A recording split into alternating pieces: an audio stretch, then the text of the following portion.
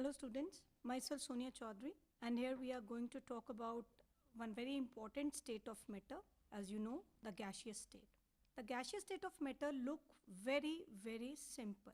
In fact, it is the simplest state of matter because the lowest part of the atmosphere, that is called troposphere, is full of all these gases, oxygen, nitrogen, there are water vapor, carbon dioxide. You know, there is endless list of gases. Even in the periodic table, we have got the 11 elements, right, which exist in the gaseous state under normal condition, like oxygen, hydrogen, right? You have got fluorine gas, chlorine gas, so on. So let's at first understand the general characteristics of a gas. When we talk of general characteristic of a gas, it's very essential for us to understand that what are the main features of a gas. Let's talk the shape and volume. You people must have studied in the lower classes that the gas doesn't have its own shape because there is so much of space amongst the gas molecule. They are in a continuous state of motion. So you cannot have a definite shape. They acquire the shape of the container. In fact, it will not be very justice to talk the shape of the gas molecule. But if I talk of the volume of a gas, the volume of a gas is always equal to volume of the container. Let's talk the density of the gas. The gas molecules compared to the liquid and solid are quite lighter because you know that density is mass by volume, and volume and density are inverse proportional to each other. So more the volume, lesser the density, as the formula itself tells. So compared to the liquid and solid, the solid has got the maximum density because of the minimum volume, and the gases have got the minimum density because of the large volume, large space amongst the gas molecule. I talk of the third feature of a gas, that is called as compressibility of the gas. We know there is so much of space among the gas molecule. The gas molecules are very tiny. They are very far away from each other. So you can compress them to a particular limit. So we can say compared to liquid and solids, which have got very less spaces, the gas molecule have got lots of spaces. So they are highly compressible. Fourth feature I'm going to talk is the diffusibility of the gas. If I talk of diffusibility of a gas, you mix up two gases, they easily get mixed up with each other. You don't have to make a mechanical aid to get them mixed up. Like if I have to mix up the sugar in water, solid in the liquid, I have to use an external source of agency, like spoon. I have to stir it with some spoon or some glass rod. That will be better.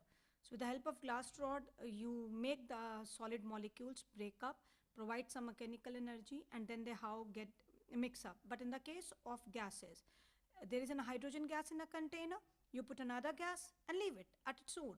The two gases get mixed up very comfortably with each other.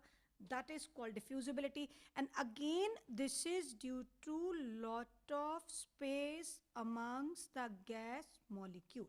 Last but not the least, I would like to talk of the pressure of the gas.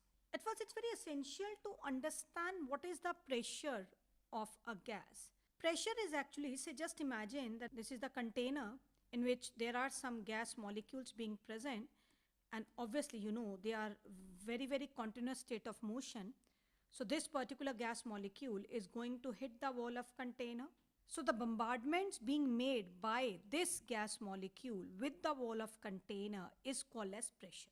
How much pressure the gas molecule will exert, that depends upon the temperature the molecules are under which. More the temperature, more the kinetic energy of the gas molecules. So more the mobility they have got, more they can hit the wall of container, more the pressure being exerted. And one point should be very clear, that regardless to the nature of the gas, whether it's a hydrogen gas or O2 gas, if they all are present in different containers of the same volume, just have a look what I'm trying to explain. I'm trying to explain this is a container, just two containers I'm going to talk. And just imagine they both have same volume. I know right now they don't look to be the same, but they are of same particular volume. In this I have got hydrogen gas, in this I have got the O2 gas. The pressure is, the temperature of both the gases is 298 Kelvin. Now you have got added 1 mole of both the gases. So I tell you, they exert the same pressure. Don't let this idea go away from your mind. Two different gases. Listen to me very, very carefully. This is very, very important fundamental we are talking right now. Two different gases in two different container of the equal parameters. Parameter means same volume of both different containers, same temperature, put the same quantity of gas, 1 mole each. You know the meaning of 1 mole that was discussed in the earlier chapter. So they both exert same pressure. Don't get confused that oxygen is heavier. Molar mass of oxygen is 32 gram. That has nothing to do with the ability of a oxygen molecule to exert pressure, right? So hydrogen molecule and oxygen molecule, if quantity is same for both the gases, temperature is same, volume of both the container is same, pressure exerted by both the gases will definitely be the same.